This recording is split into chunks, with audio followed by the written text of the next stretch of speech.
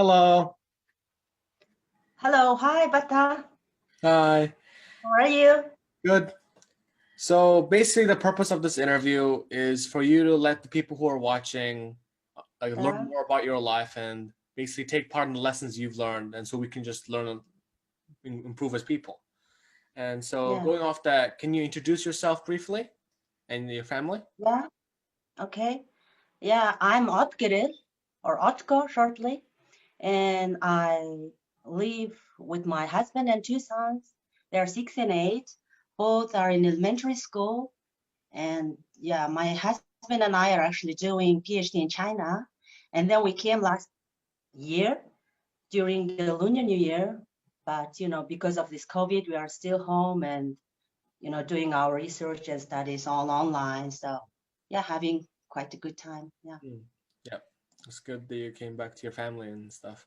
So tell us a little bit more about your career and your education background. Yeah, I've got a teaching degree here in Mongolia. Oh. And then I did MBA at the Institute of Finance and Economics in Mongolia as well. Oh. And then doing PhD now. And I have quite many years of working experience, mostly in the development sector with the international organizations like Swiss Development Cooperation and Norwegian Lutheran and German Development Cooperation, all these international organizations, Nice. starting from the translator up to the managerial position. So yeah, I have quite long path of career. Yeah. I see. Yeah. So, when and how did you learn English? Yeah, I have been learning English for about 18 years now. Mm. Yeah, and when we were in school, like in 90s, English wasn't that important.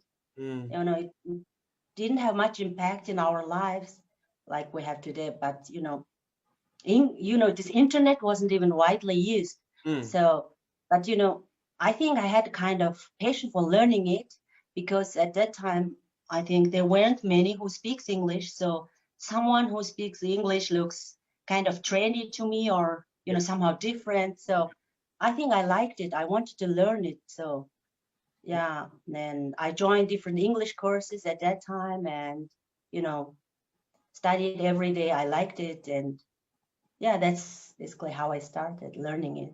Yeah, that's really good. That's really good. And yeah, English is very, it's just so useful to have. You can like look Mhm. on the internet and learn anything you want. You can just see everything you Yeah, I want. agree. It's just really Yeah. nice to have. So you studied in India. Like how did that happen? Like why did you decide to go to India? How was it? Yeah, I after my graduation, I was teaching in an elementary school, Mm. still having dream to learn English. Yeah.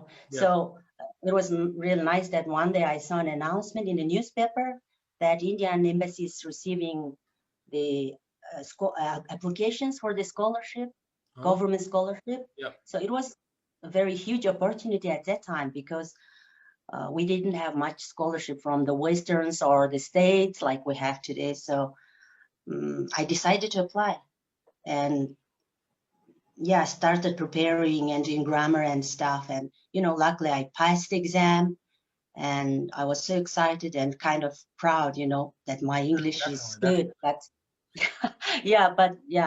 but when I arrived in India, the things were completely different because you know I still remember the day after school that teacher asked me something and I didn't really understand, and I couldn't even figure out whether he's speaking English or Hindi. Their accent is funny. It's funny, but by the way, their academic English is really good, I'd say. I see. So it was like first time in my life that my English was terrible, Mm. and I was like an illiterate because it was kind of professional or master level English. So my English learned in Mongolia wasn't able to catch all that. So Yeah, I see. yeah, it is.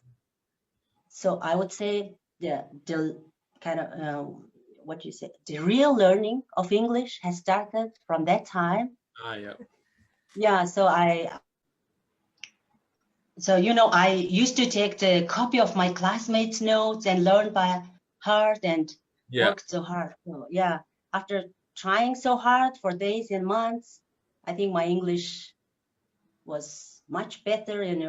Like getting comfortable understanding lectures and speaking out myself. So yeah, I think the first 6 months in India was very hard time, but the most valuable time in my life. So. Definitely. So I heard that you also speak Chinese. Like, how did that happen? Can you tell us a little bit about that? Yeah, I'm learning Chinese for the last 2 years now, Mm. since I joined my doctorate program.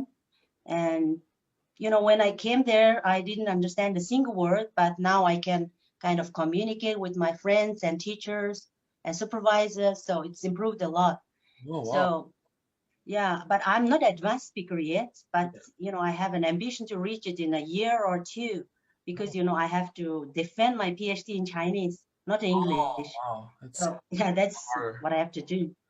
Yeah, but when I was there, I was teaching English to a Chinese friend, and then she teaches me Chinese in turn. So I speak the half, and then they speak the half. Yeah. That's, I think, the good way of learning and practicing the language. Yeah, and now in Mongolia, I'm also teaching Chinese and English online. So that's also a good opportunity for me to practice Very good. both languages, and same time I can help others too. Yeah. So is Chinese difficult? Because it's like a lot. It's very different to English, I feel like. Yeah, it is. I'd say it is different. It's not easy, but really worth learning. Yeah. It is Yeah, one of the most like. most spoken language. Yeah. Yeah, it is. And you know, I kind of realized that I need to double the effort made into English, because you know, Chinese is a tonal language. Yeah. It has got 4 different tones. You have to learn them. It's not accent or pronunciation. It's a tone. And then you have characters. They call it hanzi. Yeah. With all these strokes and things. Yeah. And then you have Latin pronunciations called pinyin. So you have to learn 3 things together. Yeah. So that's why it's kind of difficult and takes more mental challenges for the brain. By the way, I read an interesting article about Chinese, that learning Chinese requires, you know, both sides of the brain, left and right. But the other languages use only left side of the brain. Oh. Because, you know, yeah, it's interesting. And when you, for instance, you want to learn characters and remember how it is written and all that, it also helps to improve your visual recognition too. Because it's not just the letters, it's kind of alphabet, not the letters, but it's what you call drawing or strokes. So it's strokes. kind of different. Yeah, but I think I'll try my best, because learning Chinese having good Chinese will benefit me both in personal and professional life. Yeah, so. definitely. So you've like learned 2 languages so far. You've lived in like multiple environments with like different languages in that. What do you think is the best way of learning a language faster? Like, what's the best way to learn a language? I think it's the first thing is commitment and consistency. And then, you know, you have to have a goal, and, you know, but there are different skills, you know, like speaking and reading, writing and all that. So for the speaking, you know, I have so many people around learning English for years, but still don't speak. So, you know, I want to say that what my professor told me once, she says, like, understanding is a passive skill and speaking is an active skill. Oh, that's so understanding a sentence doesn't mean that you can speak. That's what she says. And she says, like, you know, just go out and speak out, do some mistakes, and, you know, your mistakes won't change unless you make it. And it's not just you are sitting in the room alone and studying. So go out and, you know, hang out with people who speaks English. And because, you know, it's really important, because I see in the campus or in the dorm that, you know, whole Mongolians are hanging out with Mongolians, and all Koreans are always with Koreans. You know, it's understandable, but when you want to learn a language, we should do the opposite. Yeah, definitely. Yeah, because if you always think, oh, how would they think, and they don't understand what I'm saying, and I look stupid, you know, all these kind of stuff are holding you back to speak. So better we can go out and speak as much as possible. Yeah. And I think for the reading skill, what I did was like I take a book, textbook, or whatever book I have, and then I read it out loud as if I'm talking to somebody or teaching to someone. So that's what I did every day for an hour, I think, for a year. I think but the same passage again and again until it becomes part of your memory. Because if you just read it once and finish, okay, you understand the passage, but you will forget it tomorrow because you didn't use it for your own language. So I think that's also a very good way of improving the reading and understanding and listening skills at the same time. And I think for the listening, it's really good to learn with the rhythm, music. I like music, so I used to listen a lot of rock bands and even rap songs. So old school and stuff. I like that. So I think this is called learning by imitation. Imitate someone. Makes sense. Or imitate someone who has good English. So I think that helped a lot. So yeah, and do it every day. Unless you practice every day, your English won't improve. So yeah, that's how I would say. I definitely agree with everything you've said. Like it just is. Yeah. I went through this exact same process, and it really helped me to get where I was. Going out and talking to people all the time, even if I can't speak properly, you just keep doing it, and at some point you get it. And even now we are talking and we are still making mistakes, so it doesn't really matter. So yeah, exactly. Yeah. So how would you say, like, learning the languages, like Chinese and English, have benefited your life? Oh yeah, it has a lot of benefit in my life. It has changed my life in so many ways. You can travel different countries, and it opens up new career opportunities and better benefits and salaries and all that. So when I was working in different organizations, I used to travel and different parts of the world, see different things, meet different people, and I think it's I want to say that the most important language in our life is of course Mongolian language, and we should have an excellent Mongolian, but having excellent Mongolian alone doesn't really help us to step forward. So we have to learn second or third language. So it has given me a lot, and because I worked mostly with these multinationals all around the world. So the thing is that they have their own mother tongue, but they speak Chinese or English, so which gives them a huge opportunity. Definitely. So we cannot compare with them without having good English or Chinese. So because I know so many Mongolians who are excellent in their profession, but just because they don't speak English, they're kind of losing a lot of chances. So yeah. So that's why I think language is really good thing to learn. 100%. So how long have you spent in India? Like, it's about 2 years and a half. Okay, and then from a master's degree. Yeah. Oh yeah, and then now you were in China like a year back before you came because of COVID and stuff. Yep. Yeah. Like, was there anything special or amazing that you've like learned or like witnessed in China or India, anything like that? Yeah, they are very different. I worked mostly with Westerns, like Europeans and Americans, but the experience with these two countries were completely different.